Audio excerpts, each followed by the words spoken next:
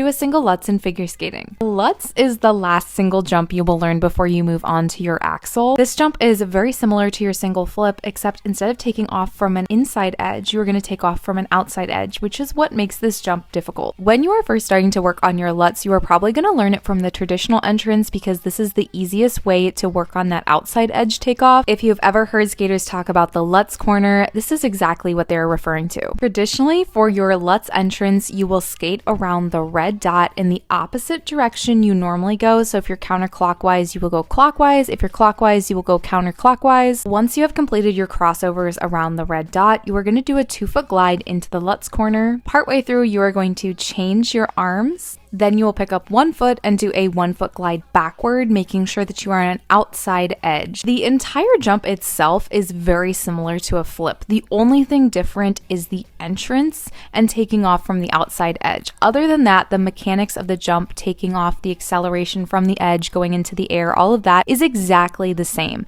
But I think a lot of beginners get scared with the going backward and not seeing where you're going, or just that sensation of the long glide backwards into the jump is a little more terrifying than the flip. Once you get comfortable with your lutz jump, you can change the entrance to be basically anything you want as long as you're taking off from a backward outside edge. And so I don't do the traditional entrance anymore. I like to do the one that goes straight down center ice, but skaters kind of put them in different spots and find creative ways to get into it. It's really just about getting comfortable of taking off on the outside edge.